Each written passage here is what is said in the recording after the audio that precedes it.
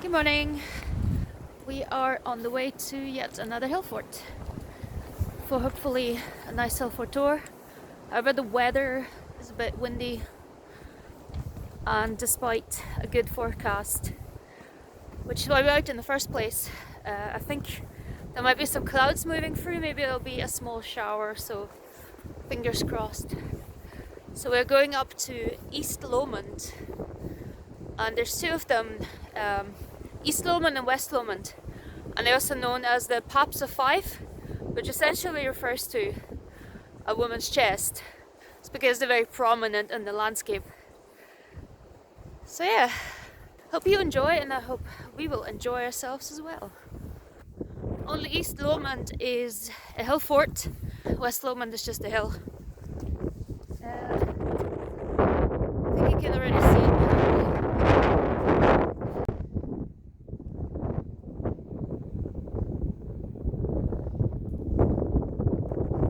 I see what's going on. So West Lomond is hidden under the cloud.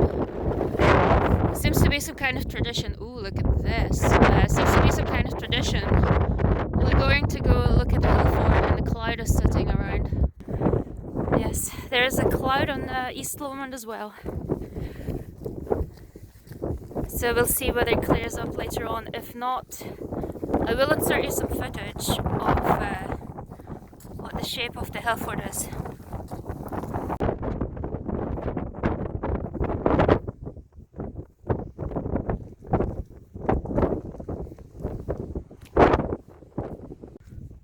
So here's a little shower coming through as expected. You can see a little bit of the fort. So it's kind of looks like that. Maybe we'll... Oh, it's sort of revealing itself. Just wait a little bit. Yeah, you get an idea of the shape. So you've got the round back and then slightly higher top. Well, there you go, there's the top.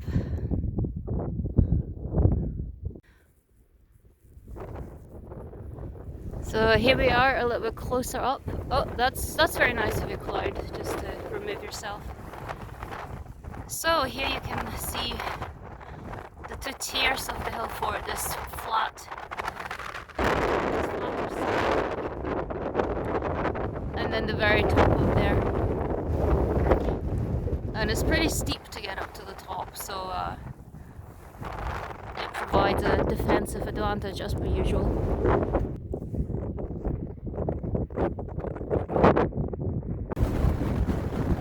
It's pretty wild up here. The man who talked to us on the way down definitely wasn't lying.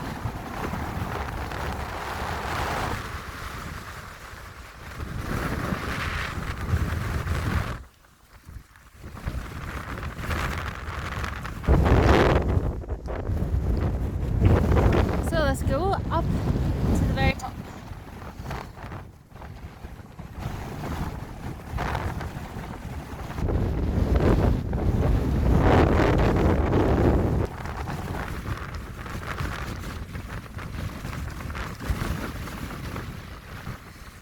So, unfortunately, there's no view I can present to you.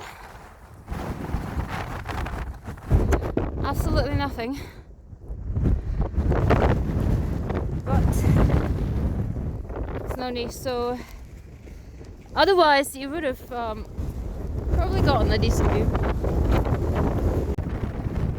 So maybe you can see sort of a roundish shape just around here. So if you follow the edge all around, and I reckon this could have been a rock back in the day. I can see very little in terms of remains of a wall. However, there are a few traces, so that seems to be perhaps remains of a wall. And then some more over there, and maybe around the edge. Oh wait, I can see somebody. Raven is watching us. Are you sure that's a raven? I'm not sure it's a raven, but it looks like one.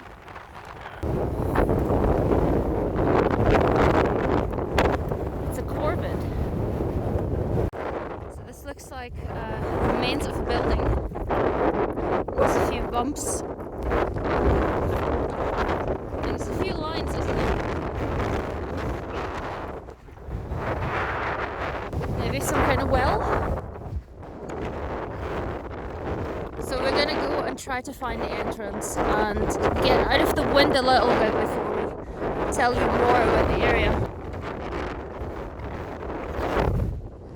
Yes, there's definitely some interesting shapes around here that suggest buildings.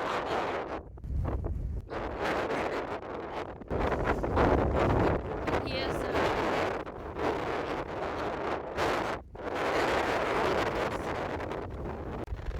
so the archaeologists surmised that the entrance was southeast. This is the bit that we're looking at. However, just down there it's a bit steep, so the possibility then is that you went around the side, just along the walls perhaps, and then came off in that direction. So this looks like it's a possible way up, but then, as I said, you would go up and along the wall perhaps.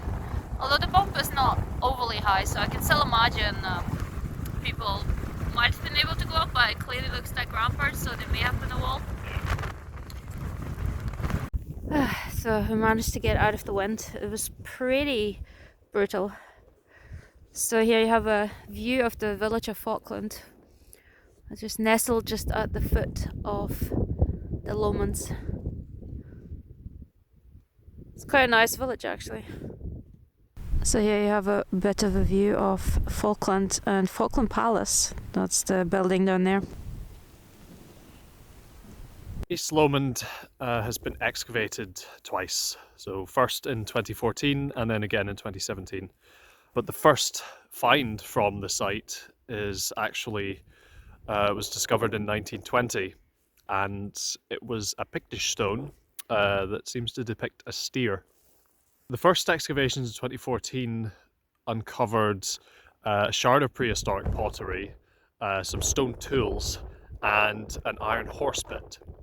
And the follow-up excavations in 2017 uncovered a little bit more. They found a bronze ring-headed pin, some shale and glass armlets, and a few shards of Roman pottery. They also found evidence of metalworking at the site, and even as well a Bronze Age burial. The tribe that most likely inhabited Fife were a tribe called the Venicones, and they were associated with the Roman fort of Horea Classis, which is probably Carpo, between Abernethy and Newborough. The Venicones have a very similar name to a tribe that lived in County Donegal in the Iron Age, and County Donegal is in the northwest of Ireland. The name Venicones is composed of two parts, so cone means dog, and Ven seems to be the origin of Feni, who were the most numerous ethnic group in Ireland during the early Middle Ages.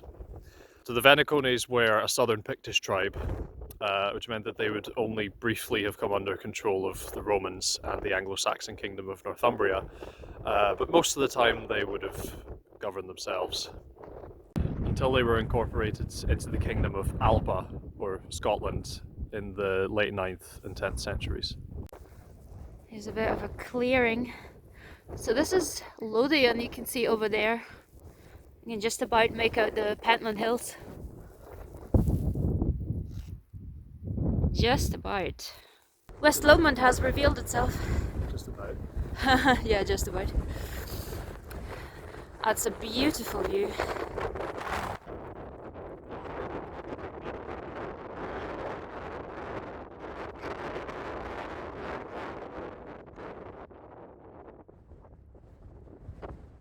And here's a wall as well.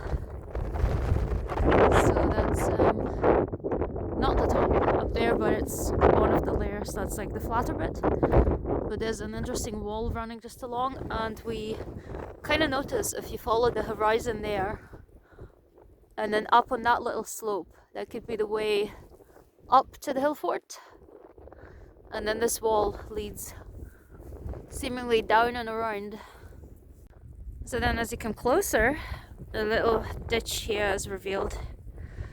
So up the wall, that's the wall up there, and then we've got the ditch, and I seem to be standing on perhaps another bit of wall. So could definitely be a defensive feature. It seems to be a rather large structure considering the size. Then again, there's not very many hills around the area, so whichever hill fort was here would have been probably quite an important one. Can you see? Oh yes, you can see Arthur's Seat from here. So there's Arthur's Seat, and then once again there's the Pentland Hills. So you would have been able to see this hill fort from Arthur's Seat hill fort as well. So then this is how the wall continues and the ditch runs along. I think that's the wall leading down the way. So here and then along and then down. So one point on the entrance, we've got a slope going up here. So if you come up there, you could go around and then maybe go up there. This is what the hill fort looks like from this angle.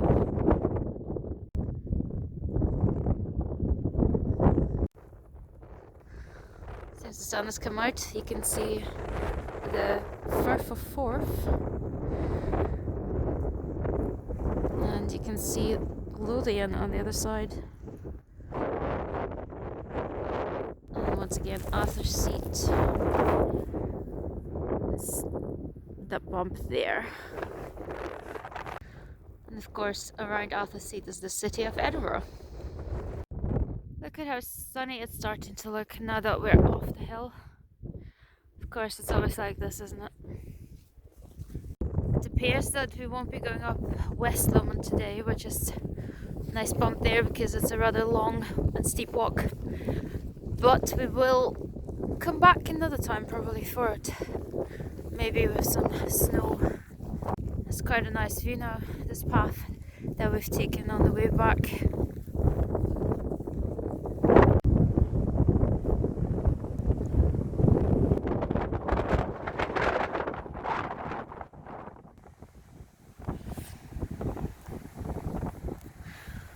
We were right up there.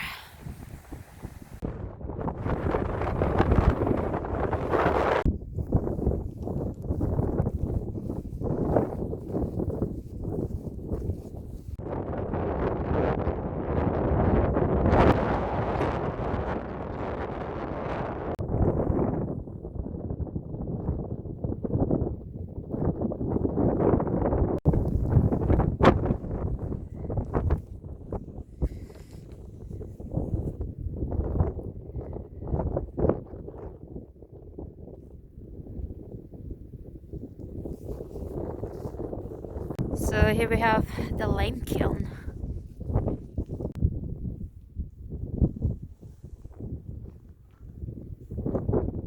So unfortunately it's completely sealed off from all sides. Can't get in or see anything from the top either. But here's a little drawing of what it would have looked like.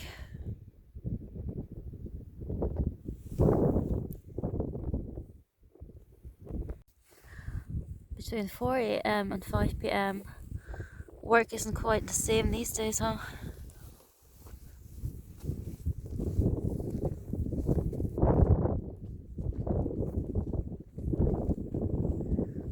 There's a Hillfort up there.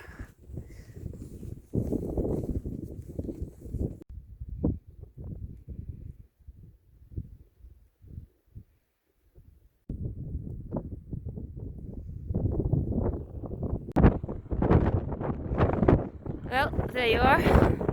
That's the Hillfort without a cloud on top. You can see its shape fairly well now.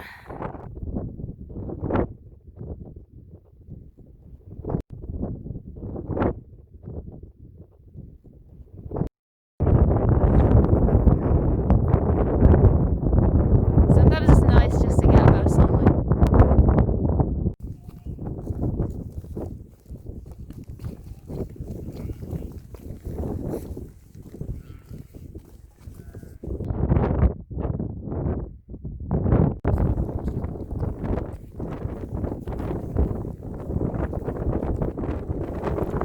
think that's quite a beautiful finish to the day, considering how it started.